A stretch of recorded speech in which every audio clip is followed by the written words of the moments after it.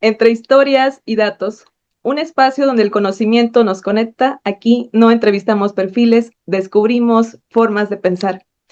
¿Qué sucede cuando la literatura no solo es un espejo del mundo, sino un archivo vivo de las voces que merecen ser recordadas? Hoy nos acompaña una mente que ha convertido la literatura en un acto de rescate, memoria y reconstrucción de voces olvidadas. Stephanie Díaz Miñón es escritora, editora y una ferviente defensora de la memoria literaria. Su formación académica en Sevilla y su labor al frente de la editorial Cetira le han permitido explorar los rincones menos transitados de la historia de las letras, desarrollando una voz propia que oscila entre la investigación periodística y la narrativa de rescate. En Fantasmas de Papel, Stephanie no solo ejerce como autora, sino también como una arqueóloga de la palabra, devolviendo el lugar que les corresponde a aquellas voces femeninas que la historia quiso silenciar.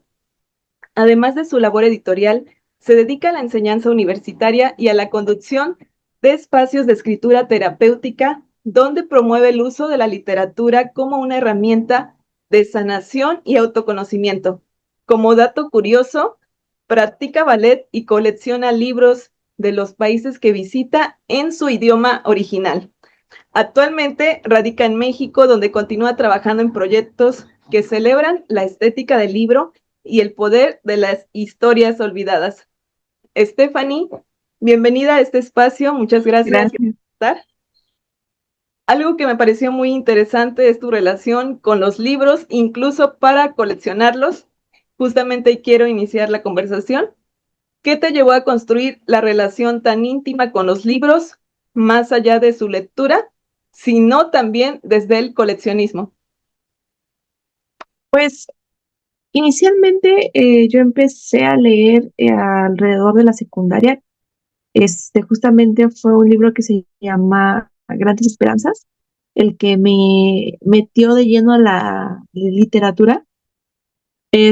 De ahí empecé a leer progresivamente más literatura moderna. Me incliné siempre mucho a la literatura inglesa. Siempre me ha gustado mucho la literatura inglesa.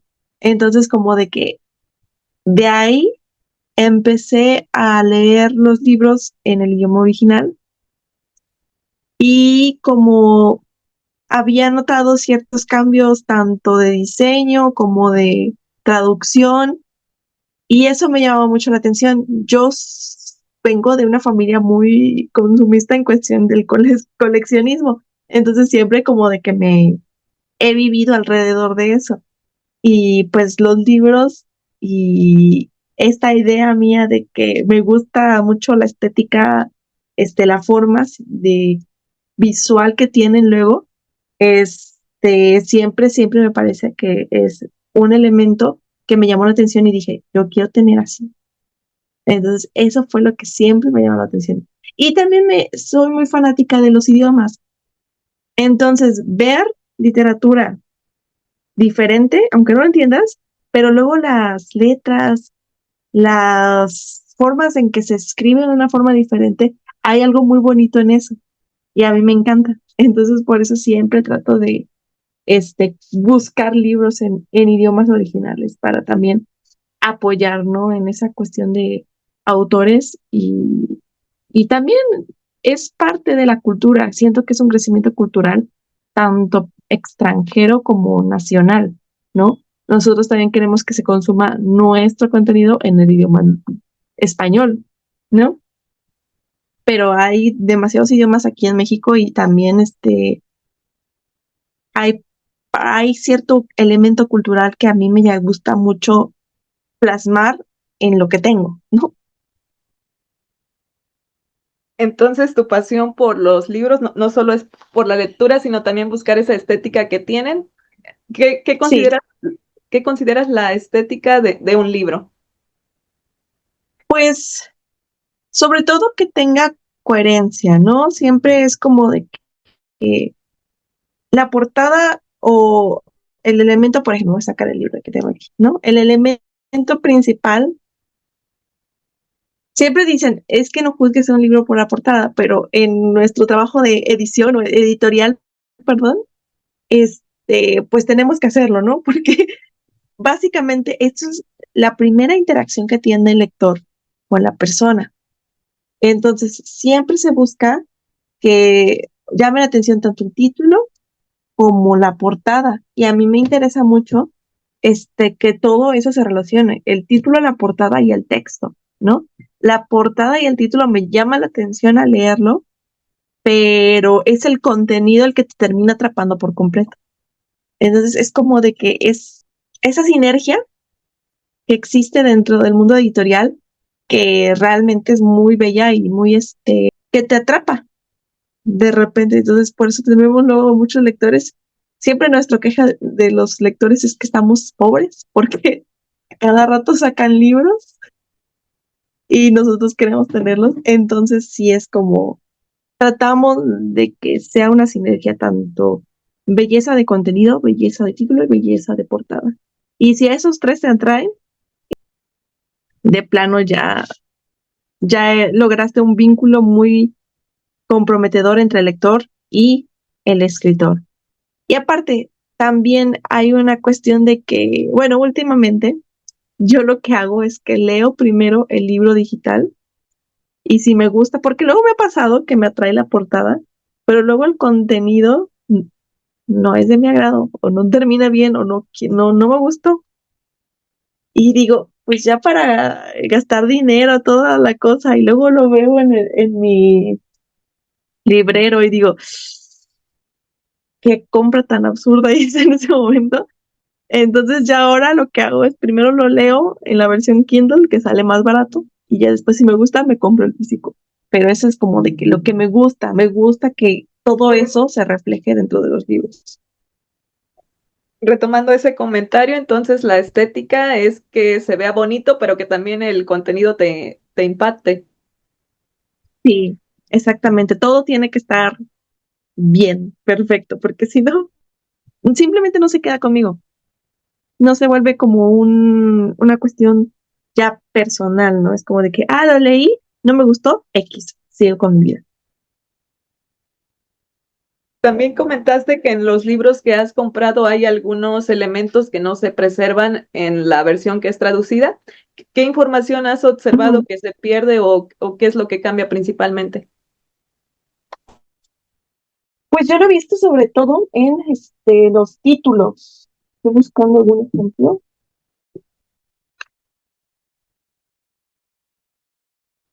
Pues esto fue un regalo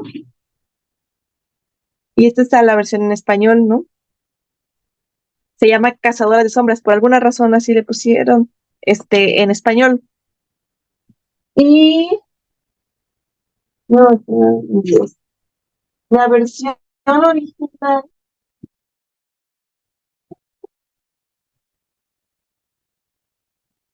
esta es la versión original. Bueno, es el sexto libro. Pero para empezar, bueno, me gusta mucho este tipo de ediciones especiales en donde tiene elementos, la portada, obviamente, y la serie se llama Los Instrumentos Mortales. Son cuestiones, detallitos que a mí me llaman mucho la atención, francamente. Y son, pues, cuestiones de diseño también, por ejemplo. Esta es portada de película, pero esta es la portada original y a mí me gusta más. Entonces, sí, esas son cuestiones que soy sí un poquito muy visual, ¿no? Tanto, al final de cuentas, los que leen caemos mucho en un aprendizaje visual, ¿no? Porque aprendemos a través de palabras. Entonces, tenemos que aprender también cómo hacer que las palabras se vean bellas, ¿no? No solamente es decir hola, sino decir o escribirlo de una forma, de una tipografía, de una situación en donde se llame la atención y sea más bella para la literatura. Entonces, sí, eso es lo que me gusta. ¿Consideras que esos cambios que se realizan en las traducciones están influenciados por la cultura? Sí, hay cuestiones de que sí son muy y tienen mucho que ver. Hay unas situaciones que yo no lo entiendo. Pero sobre todo tenemos que tomar en cuenta de que la mayoría de las editoriales son españolas. Entonces lo hacen o se traducen al español castellano. Entonces, al tener eso, sí, obviamente, cambia la cultura, pero es una cultura española, la que realmente no estamos completamente arraigados. Hay un libro también, no lo tengo en español, pero hay un libro que en español de España la pusieron La piel de Julieta. No tiene, obviamente es una cuestión muy socialmente diferente a nosotros mexicanos. Si oímos ese título, pensamos en otra cosa, a lo que realmente se trata el libro, pero el español no es tan, es más bonachón, se podría decir en ese sentido, del doble sentido, ¿no? Entonces, sí, son cuestiones culturales, pero no necesariamente de nuestra cultura. Tendríamos que saber realmente dónde fue traducido el libro para saber si está traducido para una cultura que se adapta más a la mexicana. Y también esa es parte de la editorial. Nosotros tratamos de tener libros que representen la cultura mexicana o autores mexicanos, ¿no? Pero sí, en general sí. Esa preservación que mencionas, considero que está relacionada con la memoria literaria. Desde tu experiencia como Mm, editora e investigadora, ¿cómo describirías el estado actual de la industria editorial en relación con la memoria literaria? Creo que es muy importante remarcar, creo que escribí también Fantasmas de Papel desde un punto de vista en donde eh, la industria editorial te pide ciertas cosas como mujer escritora. Obviamente nosotros ganamos en este ámbito, somos más escritoras, somos más lectoras, estadísticamente hablando. Sin embargo, las editoriales siguen pidiendo más a las mujeres, ¿no? Eso es parte de la industria editorial. Este, Nosotros tratamos de cambiar ciertos aspectos en donde, por ejemplo, las mujeres tienen que escribir acerca del romance, ¿no? O los libros de mujeres tienen que escribir de romance. Es muy raro que a una mujer le autoricen un libro, de terror, de ficción, etcétera, etcétera. Tiene que tener elementos románticos, ¿no? Justamente una editorial le pidió a varias autoras que si querían que se publicara tendría que tener escenas eróticas, ¿no?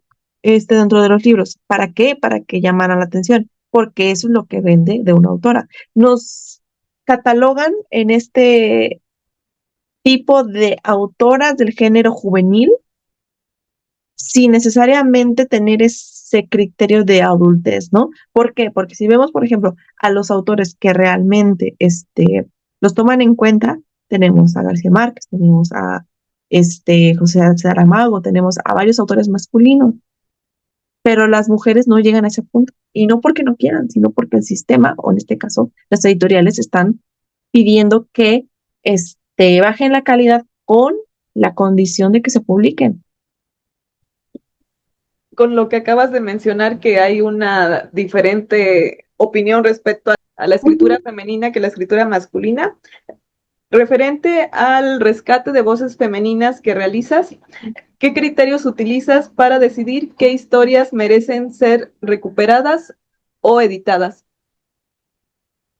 Bueno, esas, las que decidí fueran, yo quería que tuviera como cierto tipo de diversidad en ciertos temas, ¿no? Por ejemplo, este libro hay de terror, hay crítica social, hay crítica personal, entonces como de que no quería que hubiera, por ejemplo, dos cuentos de terror juntos, no quería que hubiera dos de críticas sociales juntas, ¿no? Entonces quería que tuviera un poquito de todo, ¿no? Ahí tratando ver la forma en que podamos acomodarlo para que puedan ver como la evolución de la voz femenina, ¿no? Empezamos un poquito leve, la historia de una hora de Kate Chopin, de ahí El gato, que es un poquito más personal, es una metáfora de la vida de una mujer. De ahí tenemos El obispo del infierno, que es una crítica social. De ahí La muñeca, que ya es un poquito más fuerte, teniendo en cuenta los tintes metafóricos que tiene y poéticos. Y finalmente tenemos La marquesa, que es como de que un poquito de terror. Todo eso están unidos, que el autor le llame la atención seguir leyendo. No suceda de que luego de que, ¿cuál te gustó más? Ah, pues el de terror. Nada más hay uno de terror. Entonces, no hay pierde. También tienes un trabajo editorial. ¿Cómo es tu proceso de trabajo cuando asumes un proyecto desde la edición o la investigación?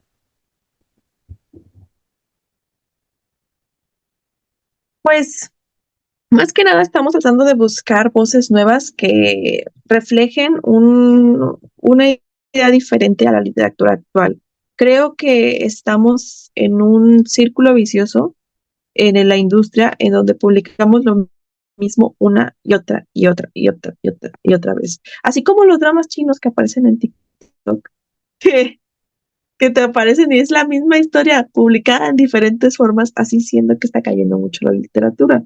Entonces, a mí me gusta tomar historias frescas que no he escuchado o que no he visto en el catálogo actual, ¿no?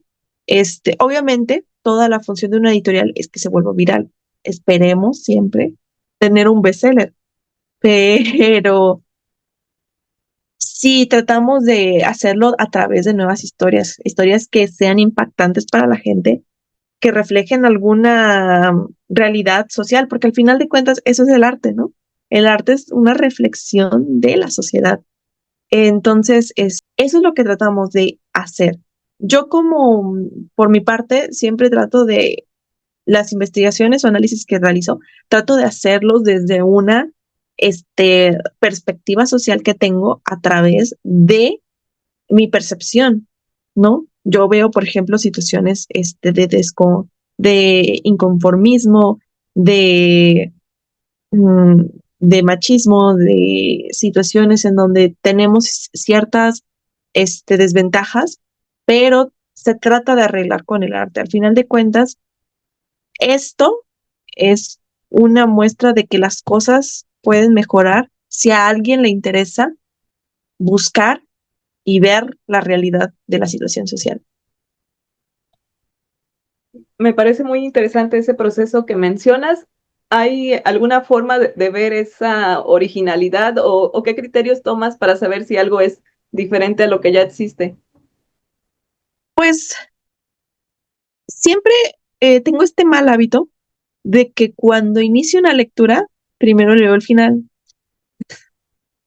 porque usualmente tú sabes cómo va a terminar una novela. Si termina y es como pienso que va a terminar al leer la portada, ya sé que no me va a gustar.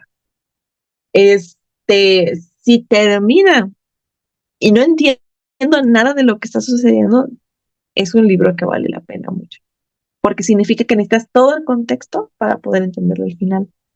Entonces, a mí eso es lo primero que me llama la atención. Tomando eso en cuenta, yo también tengo ciertas inclinaciones narrativas. Por ejemplo, a mí me gusta mucho que las historias te empiecen contando cómo van a terminar. Así como, siempre pongo el ejemplo, tipo Enredados, la de Rapunzel de Disney, que empieza contándote el final. Y eso siempre me encanta. Es, no sé, es un gusto que sí me llama más la atención. ¿Por qué? Porque porque el lector aquí la persona que consume, el consumidor, el cliente, se puede decir también, ya sabe el final, cómo lo vas a sorprender.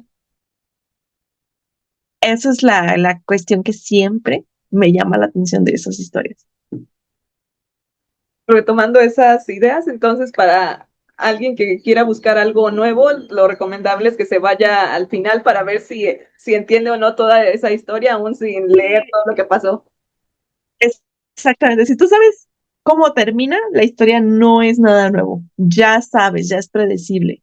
Si tú haces algo diferente en el final que impacta todo, está perfecto. En tu trabajo editorial, ¿cómo equilibras la rigurosidad investigativa con la sensibilidad narrativa? Son dos diferentes tramos.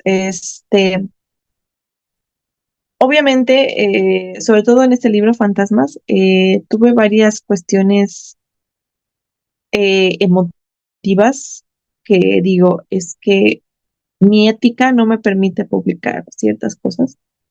Mi ética como comunicóloga, como de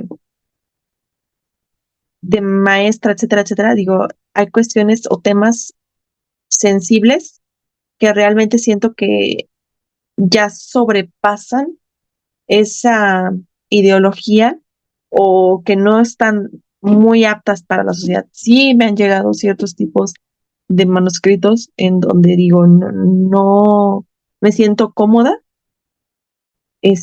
con este tipo de cuestiones. Y obviamente se molestan, dicen de cosas, etcétera, etcétera, pero pues son cuestiones sociales que te afectan mucho de forma moral.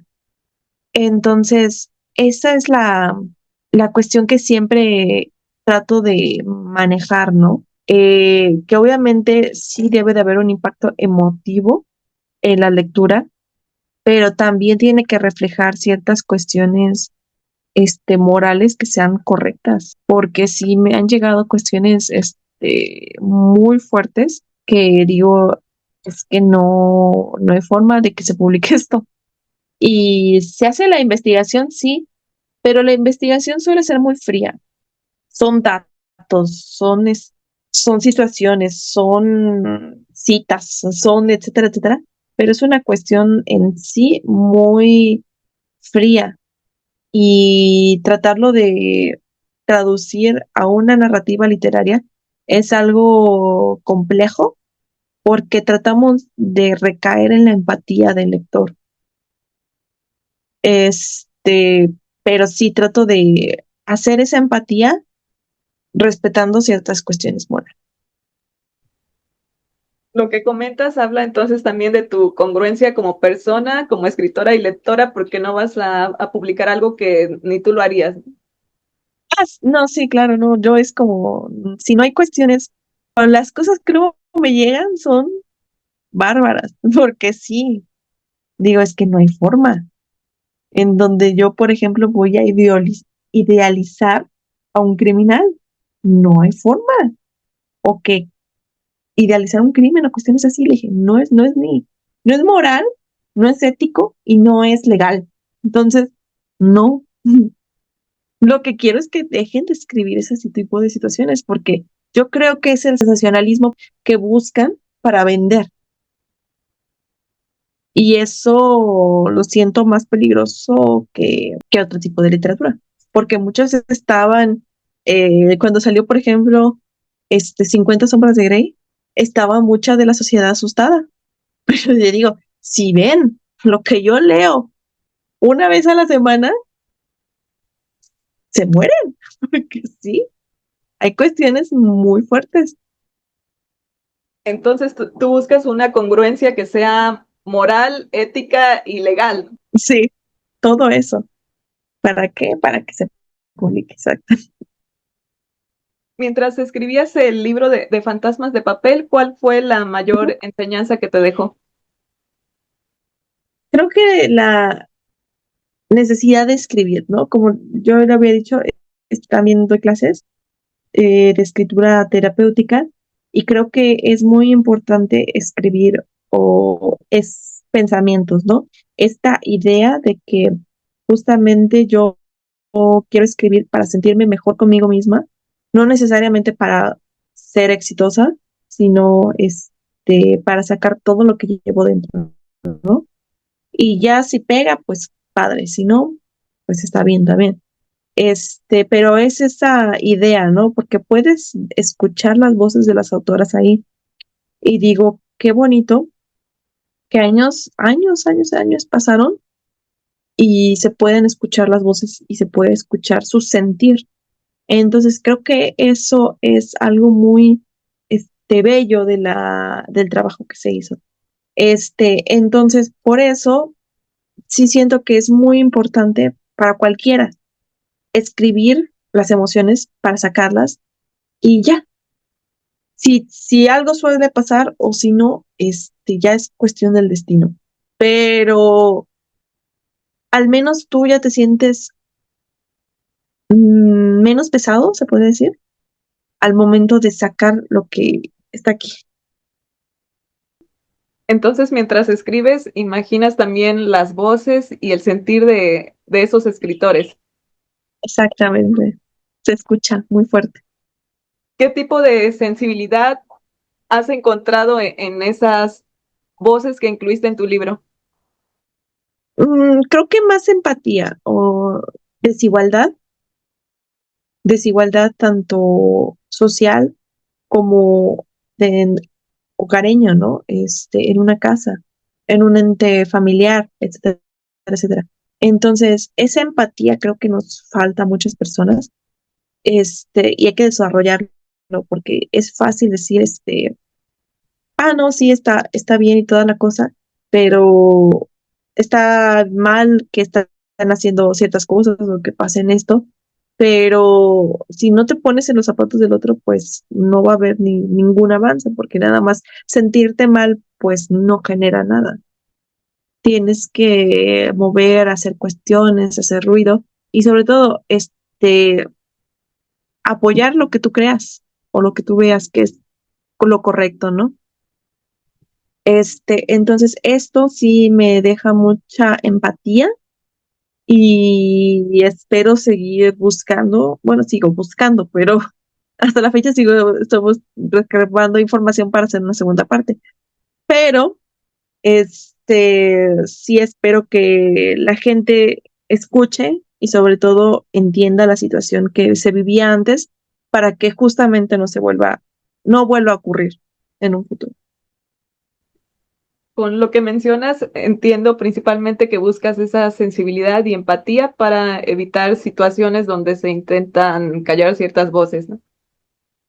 Ujú, justamente. Mencionaste también sobre la escritura terapéutica. ¿Qué has observado en las personas que participan en estos espacios? Pues la verdad muchos vienen por cuestiones diferentes, pero la mayoría me dice que busca de hallar la forma de escribir algo con ciertas emociones, porque tienen muchas ideas en la cabeza, pero no lo pueden aterrizar a nada. Entonces, creo que eso es muy importante en la cuestión de mi labor en la escritura terapéutica, que se pueda aterrizar las emociones a una historia. Ya puede ser, ya si quieren que sea ficción, romance, terror, poemario, etcétera, ya cada quien elige.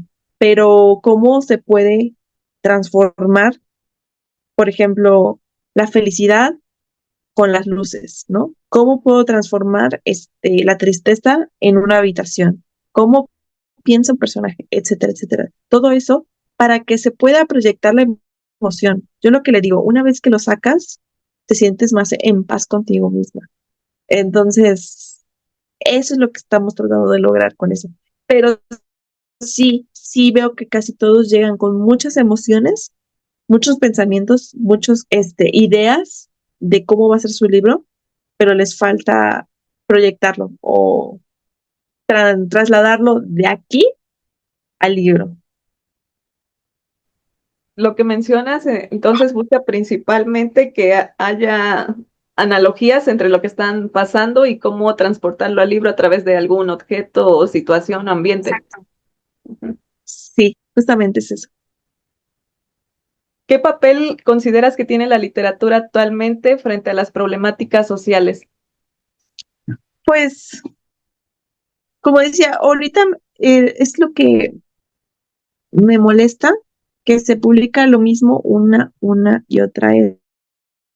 Este, sí, siento que debería de haber más. Creo que vivimos en una época en donde la sociedad está muy dividida, está muy segmentada, está muy en guerra consigo misma, y podríamos sacar demasiado sobre esos temas. Y siento que varios autores, por temor a no ser publicados, deciden no tocar esos temas. Por ejemplo, justamente abrimos una convocatoria,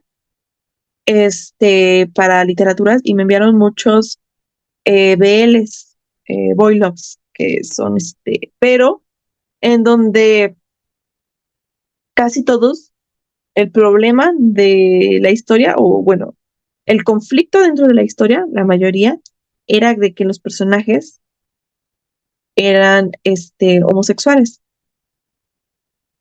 Y yo me quedé, pero eso no es un problema. Esa es una característica del personaje.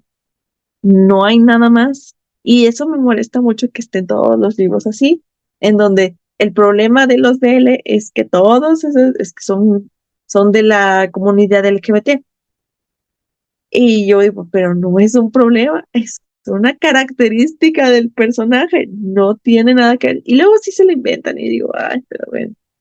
Mm, Pero son cuestiones que, no sé, es una percepción muy, muy extraña que yo digo, podrían sacar muchas cosas sociales que realmente existen para reflejar un problema, pero deciden irse a lo seguro con la intención de vender más. Entonces, eso es lo que ahorita en la industria no me gusta. En ese problema, entonces, el propio escritor deja de plasmar sus propios sentimientos por tener algo que realmente encaje con la sociedad, ¿no? Sí, ¿Has trabajado entre academia, edición y creación literaria? ¿En qué punto convergen estas tres dimensiones? pues en todo. La académica es como de que la investigación es no solamente investigación de lo sucedido, sino también de la historia. Por ejemplo, si tiene cuestiones históricas, hay que revisar si eso es verídico o no, porque luego hay situaciones o han habido situaciones en donde si un dato está erróneo, las personas te lo van a señalar. Entonces se tiene que investigar esas cuestiones todos en toda la narrativa para que tenga sentido. Entonces, si me mencionan un dato histórico, un dato cultural o algo así, se tiene que realizar la investigación debida para poder no ofender a nadie, básicamente. Eh, en cuestión al diseño, como te decía, la edición y todo se busca para que se facilite la lectura. Entonces, tanto la tipografía, ay, creo que casi no se ve, pero la tipografía, el tamaño de la tipografía, la portada, todo eso tiene que llevar una constancia para que llame la atención. Estos detallitos de los cuadritos y todo eso. Eh, para mí es esa constancia para llamar la atención y para que el lector siga leyendo, ¿no? Que diga, ah, no, sí quiero terminar el libro. Porque si me lo compran, padre, pero si me lo terminan, pues mucho mejor. Porque sí, o sea, está padre, pero un cuadro de un libro de adorno, pues también no tiene no mucho sentido. Yo tengo un libro que me regaló mi hermana, italiano. Yo no hablo italiano, pero me lo regaló y me gusta mucho, o yo lo veo, yo lo geo y me gusta mucho la forma en que está diseñado el libro por dentro. Entonces, eso es algo que a mí me llama la atención de los libros de los otros países, cómo lo diseñan. Y eso es como de que la idea para poder plasmarlo también aquí. Ahora, muchas veces no funciona, ¿por qué? Porque en el italiano, se escribe, se lee de forma diferente, ¿no? Al español. En cuestiones de que, por ejemplo, tenemos diferentes palabras, diferente formación de palabras, y pues lo que nos parece bello a nosotros, puede que a ellos no. Entonces, eso es como de que la dualidad o la sinergia que me gusta que haya entre todo, ¿no? Tanto la investigación, el diseño, la edición y todo. Eso es lo que trato de que se vea bien en todo. ¿Para qué? Para que se pueda tener una experiencia el lector completa. En estas tres actividades, entonces buscas que sean congruentes con la investigación y también con toda esa expresión visual que le pones. Exactamente. Hace rato, mientras leía tu semblanza, encontré que también practicas ballet. ¿Has encontrado Sí, alguna semejanza entre practicar ballet y escribir libros? pues hay una cuestión muy poética que a mí me gusta. Al final de cuentas, las dos son artes, ¿no? La danza también es un arte, pero tenemos ciertas limitantes. La literatura es un arte que se consume de forma visual a través de letras, pero no tenemos nada, por ejemplo, imágenes reales que nos traduzcan lo que estamos leyendo, ¿no? Por ejemplo, no vemos al personaje, todo se basa en la imaginación. En la danza, en el ballet, tenemos imágenes visuales, pero no tenemos texto. Entonces, esa es la limitante, ¿no? No te dicen palabras, no hay ningún, no hay ningún texto que se traduzca o que hablen los personajes dentro de un ballet. Todo lo hacen a través de la danza o de señas. Entonces, ambas son artes que trabajan con una limitación. Aquí nos sobran palabras, allá les faltan. Pero eso creo que es lo bonito y lo bello de cómo son estas dos artes diferentes, ¿no? Y cómo ambas transmiten cosas muy bellas de forma diferente y que pueden conectar con las personas. Al final de cuentas, como decía, la imaginación de las personas es muy potente y se pueden imaginar la cara de mis personajes o se pueden imaginar el diálogo de las personas que están bailando. Entonces, es esa. Y también se basan mucho en la estética. Eso es como la disciplina, se podría decir, que me gusta de ambas. O sea, tú tienes que tener un compromiso para terminar de escribir esto y también tienes que tener un compromiso para terminar de bailar una pieza. Entonces, ambos los podemos ver que son arte y que también buscan transmitir algo. Exactamente. Stephanie, antes de cerrar este episodio, me gustaría que nos compartieras una reflexión para quienes nos escuchan y que buscan inspiración para comenzar a escribir libros.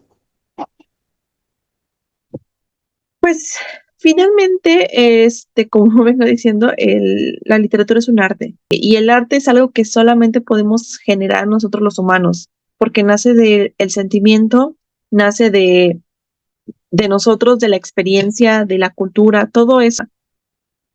Es un englobe que tenemos para poder crear, ¿no?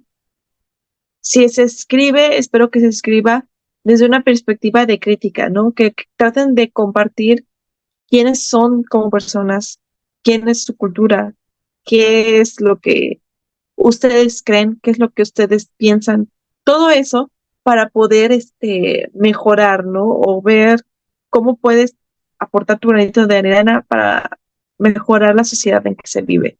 El arte es, y sobre todo la literatura, es gritar en quedito, de tratar de decir algo fuerte para que muchas personas te escuchen, pero hacer tu guerra desde las palabras, no desde la violencia, no desde ninguna situación, sino desde las palabras. Entonces, que las personas vean la belleza dentro de sus palabras, dentro de sus sentimientos y sobre todo que cuenten su historia para que pueda ser escuchada por los demás. Agradecemos a Stephanie Díaz Miñón por su tiempo y por compartirnos una visión donde la lectura y la literatura son el rescate de la memoria literaria. Soy Cecilia Loesa y te invito a acompañarnos en un próximo episodio porque las personas más interesantes, como alguien que combina escritura, investigación, rescate de voces y sobre todo sensibilidad narrativa, no caben en una sola categoría. Esto fue episodio 14, entre historias y datos.